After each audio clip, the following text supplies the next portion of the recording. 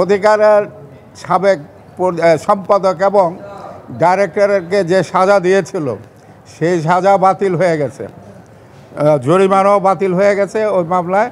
আর writ যেটা আমরা করেছিলাম যে ফরেন ডোনেশনের ব্যাপারে যেটা আমরা রিট করেছিলাম ওটা মঞ্জুর হয়েছে।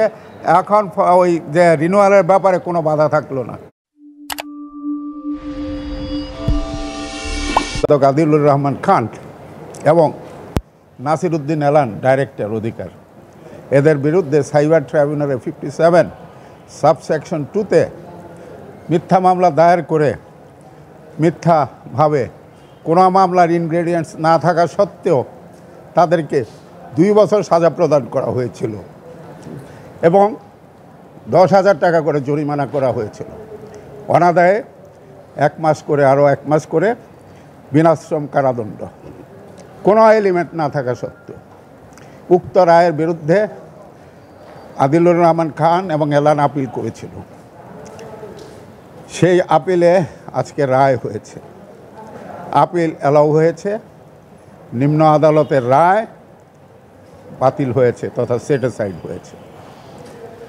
আর পাশাপাশি অধিকারের যে foreign donation regulation voluntary act 1978, এটা যে অধিকার যে লাইসেন্স প্রাপ্ত ছিল ফরেন প্রজেক্ট এবং ডোনেশন পাওয়ার ব্যাপারে, এইটা রিনিউয়ালের জন্য সর্বশেষ দরখাস্ত দিয়েছিল 2014 সনে।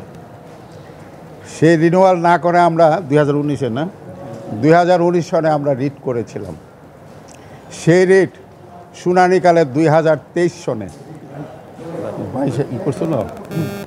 2022 সনে শুনানির সময় বেআইনিভাবে তারা আমাদের সেই রিনিউয়ালের আবেদন নামঞ্জুর করে। নামঞ্জুর করার কারণে মহামান্য আদালত বললেন যে এটা তো ইনফ্রাকচুয়াস হয়ে গেল, তারপর আপিলে যান।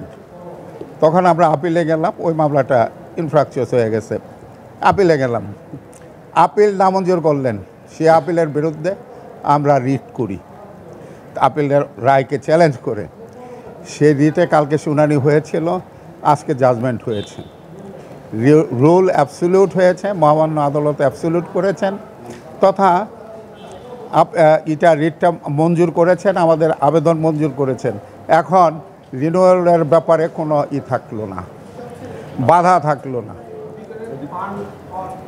হ্যাঁ, ও যে ফরেন ডোনেশন রেগুলেশন অ্যাক্টে তো এটা লাগে, এনজিও ব্যুরোর একটা পারমিশন লাগে, লাইসেন্স থাকতে হয়, সেটা এখন আর ওইটা করলো না। তারা যে ক্যান্সেল করেছিল সেটা ইলিগ্যাল হয়ে গেল, রুল অ্যাবসলিউট হয়েছে।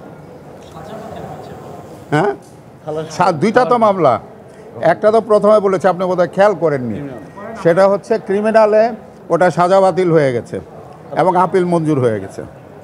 আর এটা হলো রিটে হলো ওইটা ওই যে ইসের ব্যাপারে ফরেন ডোনেশন রেগুলেশন অ্যাক্টে ভলান্টিয়ার ওইটা যেটা, সেটা এখন এটা ওই আমাদের আবেদন মঞ্জুর হলো এবং ওইটা ইললিগ্যাল ডিক্লেয়ার করলো জাজমেন্ট আপিলটা। ওই রুল ইজ অ্যাবসলিউট মানে তো ইললিগ্যাল, ওইভাবে তো রুল অ্যাবসলিউট হয়েছে। সাজা 2 জনেরই ছিল, সব মওকুফ, সব বাতিল। ও কোনটা সাজা বাতিলটা? এই ভবনের মিস্টার আব্দুল রব, পুরা নাম কি? মিস্টার জাস্টিস আব্দুল রব, সরি যদি নামে ভুল থাকে কারেকশন করে নেবেন। একক বেঞ্চ, 2 বছর সাজা তো, একক বেঞ্চ, বেঞ্চ নাম্বার 16, এই যে এইটা বিজয় 71 বেঞ্চ নাম্বার 16। আর আপনার রিটটা রায় দিয়েছেন আমাদের মিস জাস্টিস নাইমা হায়দার এবং যিনি আছেন, নামগুলো একটু কারেকশন করে নেবেন, তা নাহলে আমরা বিপদে পড়বো।